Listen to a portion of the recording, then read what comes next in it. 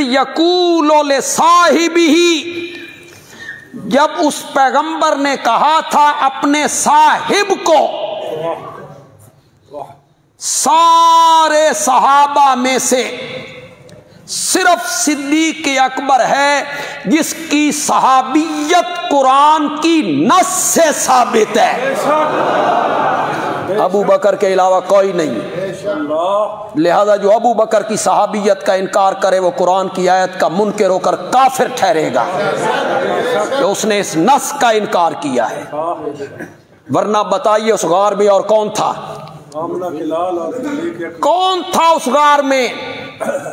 الا تنصروہ فقد نصرہ اللہ اذ اخرجہ الذین کفروا۔ کیا انداز ہے اللہ کا! تم تبوک میں میرے نبی کی مدد نہیں کرنا چاہتے؟ پیچھے مضمون یہ آ رہا ہے، غزوہ تبوک ہے، نفیر عام ہے، چلو نکلو، ریتلا علاقہ ہے، کھجوریں پکی ہوئی ہیں، گرمی کا موسم ہے، سواریوں کا فقدان ہے، اسلحہ نہیں، پیشہ ور فوج سے مقابلہ ہے، شام، ہچکچا رہے ہو۔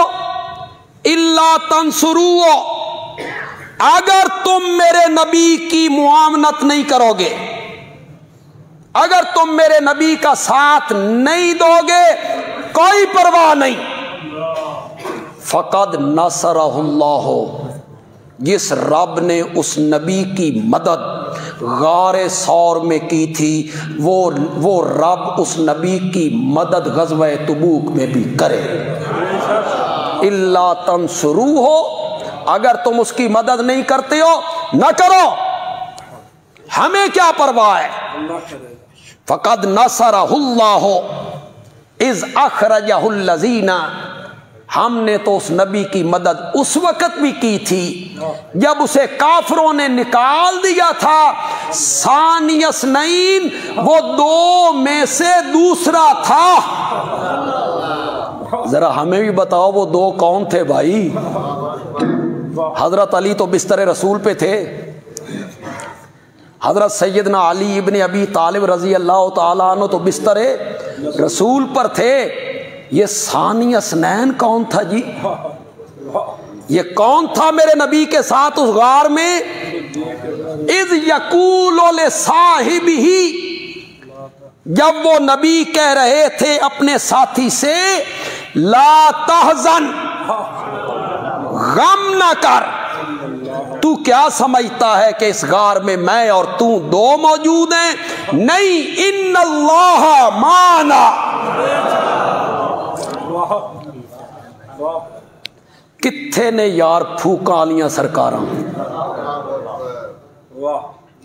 میرے نبی نے یہ تو نہیں کہا ابو بکر کیوں غم کرتا ہے، پھوک مار کے سوا کر دیتا۔ ہماری نگاہیں تیر کی طرح ہیں، انہیں بالکل مفلوج کر دیں گے۔ تو کیوں پرواہ کرتا ہے؟ میں ہوں نا، میں جو تیرے ساتھ ہوں، میں قادر بھی ہوں، قدیر بھی ہوں، مختار بھی ہوں، مشکلیں حل کرنے والا بھی ہوں، حاجت روا بھی ہوں، ان کو بھسم کر کے رکھ دیں گے۔ نہیں، میرے نبی نے غار ثور میں یہ جملے کہہ کے امت کو توحید کا سبق پڑھایا کہ دشمن کا مقابلہ ہو جائے اور دشمن تمہیں گھیرے میں لے لے تو اس وقت خالصتاً پکارنا ہے تو کس کو پکارنا؟ ان اللہ معنا، اللہ ہمارے ساتھ۔